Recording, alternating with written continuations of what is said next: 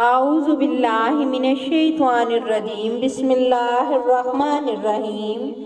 میرے معزز سامعین کرام، السلام علیکم ورحمۃ اللہ وبرکاتہ۔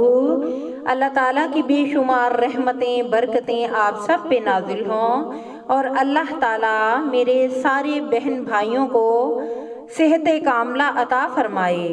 تو میرے بہن بھائیوں، آج ایک خاص دعا کرتے ہیں کہ اللہ تعالیٰ ان کی مغفرت بھی کرے، ان کے درجات بھی بلند کرے جو اس دار فانی سے جا چکے ہیں، جن کے پیچھے کوئی دعا کرنے والا نہیں ہے، جن کی قبروں پہ کوئی نہیں جاتا، کوئی ان کے پیچھے دعا نہیں کرتا۔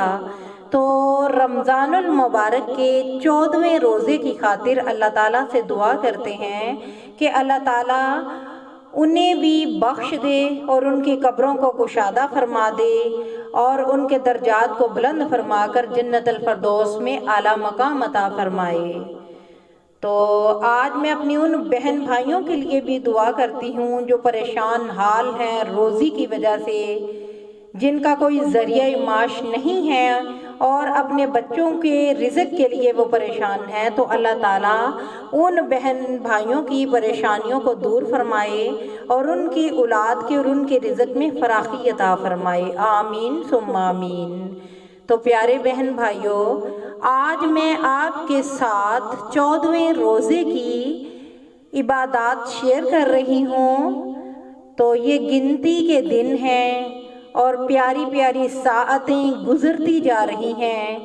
اللہ تعالیٰ ہمیں زیادہ سے زیادہ ان ساعتوں میں عبادت کرنے کی توفیق عطا فرمائے اور ہمارے بھی تمام غم فکر پریشانیوں سے نجات عطا فرمائے، اور ہمارے وقت میں اللہ تعالیٰ برکت دے کہ ہم اللہ کی زیادہ سے زیادہ عبادت کر سکیں، آمین ثم آمین۔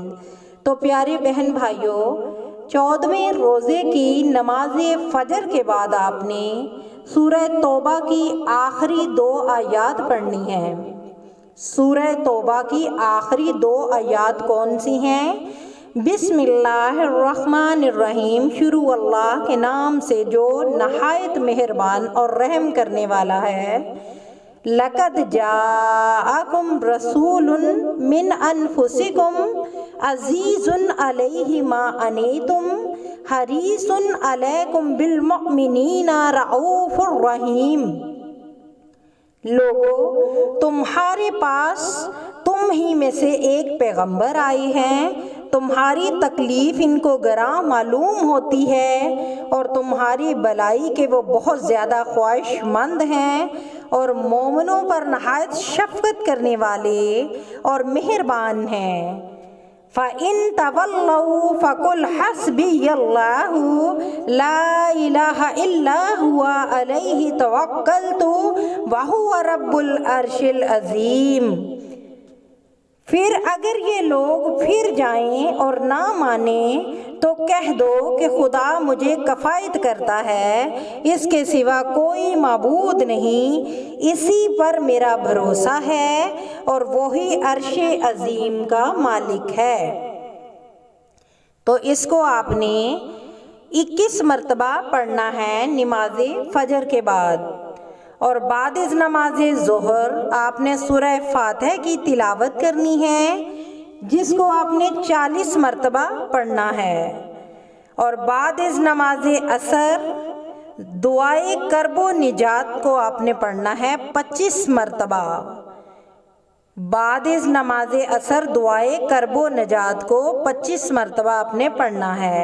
لا الہ الا انت سبحانک انی کنت من الظالمین، اس دعا کو آپ نے 25 مرتبہ پڑھنا ہے۔ تیرے سوا کوئی معبود نہیں، تیری ذات ہر قسم کے عیب اور نقص سے پاک ہے، بے شک میں ظلم کرنے والوں میں سے ہوں۔ تو یہ آپ نے دعا پڑھنی ہے، اس کا بہت زیادہ فائدہ ہے۔ مذکورہ آیت کریمہ حضرت یونس علیہ السلام نے مچھلی کے پیٹ میں پڑا تو اللہ تعالیٰ نے انہیں نجات عطا فرمائی تھی، اور اس کے بعد سورہ فاتحہ کو آپ نے 21 مرتبہ پڑھنا ہے۔ یہ نماز عصر کی عبادات ہے، یعنی کہ آپ نے آیت کریمے کو 25 مرتبہ پڑھنا ہے اور اس کے بعد سورہ فاتحہ کو 21 مرتبہ پڑھنا ہے۔ اور بعد از نماز مغرب پنجم کلمہ استغفر اللہ آپ نے اس کو 100 مرتبہ پڑھنا ہے۔ پنجم کلمے کو 100 مرتبہ، یعنی کہ پنجم کلمے کی ایک تسبیح مغرب کے بعد آپ نے پڑھنی ہے۔ اور بعد از نماز عشاء 20 رکعت نفل پڑھنے ہیں، بطور شکرانہ ادا کرنا ہے۔ اور 11 مرتبہ سورہ اخلاص پڑھ کر دعا کریں۔ سورہ اخلاص یہ ہے: بسم اللہ الرحمن الرحیم، شروع اللہ کے نام سے جو نہایت مہربان اور نہایت رحم کرنے والا ہے۔ قل هو اللہ احد اللہ الصمد لم یلد ولم یولد ولم یکن لہ کفوا احد۔ کہو کہ وہ ذات پاک ہے جس کا نام اللہ ہے اور اللہ ایک ہے، وہ معبود برحق ہے اور بے نیاز ہے، نہ کسی کا باپ ہے اور نہ کسی کا بیٹا ہے اور نہ کوئی اس کا ہمسر ہے۔ تو اللہ تعالیٰ آپ کی یہ عبادات قبول فرمائے۔